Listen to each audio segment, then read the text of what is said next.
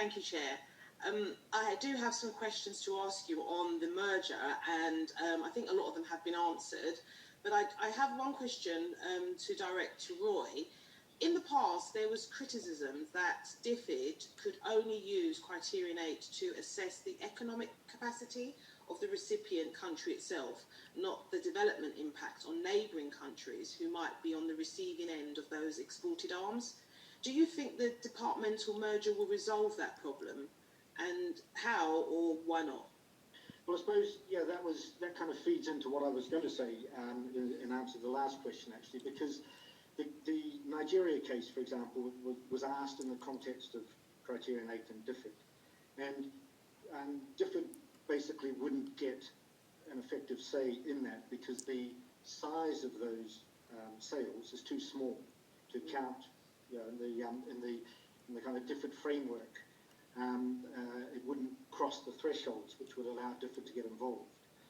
I guess we have the potential now that if you've got DFID coming into the FCO, or that being those two departments being put together, depending on how this is managed, you potentially have you could have a situation where the kind of the DFID lens can be applied to other transfers, like the one in Nigeria, or the licenses in Nigeria that we've been referred to, because that's part of a broader departmental perspective. So as long as those people and those issues are brought into the new FCDO assessment process, then that could be a positive way of bringing a developmental lens, if you like, into the broader framework. Having said that, Criterion 8, there's no change to Criterion 8, so that the criterion itself is still limited in the way that it used to be limited. Ollie, would you like to add anything to that?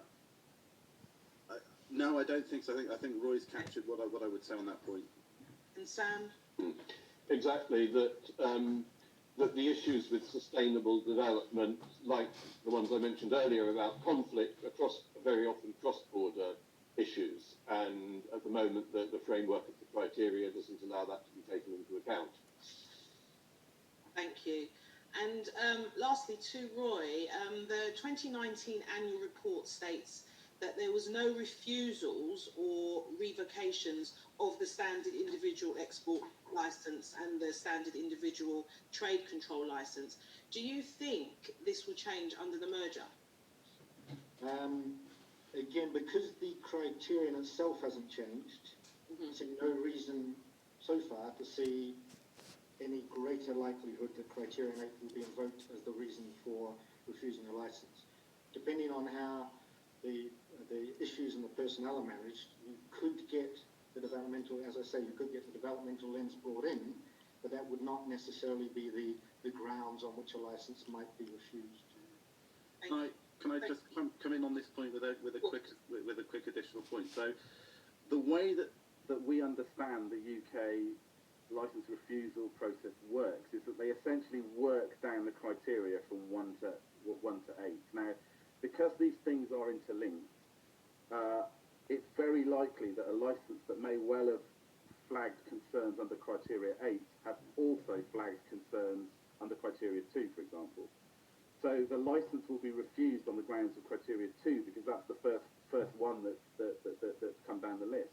That does not mean that there aren't other criteria in the system that were relevant for that license refusal. Now, I think more work could be done, especially in areas such as gender-based violence, for example, where it's a requirement in the ATT. It's not adequately reflected as yet in the national consolidated criteria, but there have been no specific license refusals on the grounds of gender-based violence. But it's reasonable to assume that those considerations were part of an overall assessment under criteria 2 or any of the other criteria. So I think in the way that we report license refusals, it may well be helpful in the future to kind of harness all of the criteria that may well have been identified in that decision. So even if it was refused under criteria 2, a narrative explanation to say that there were also concerns on criteria 8, criteria 4, criteria 6, if you see what I mean. Now, they have made some effort towards doing that. I think there are a number of destinations where they list 2 types of criteria, but I think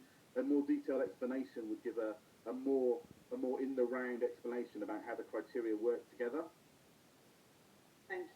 Thank you, Chair. Thanks, Kate.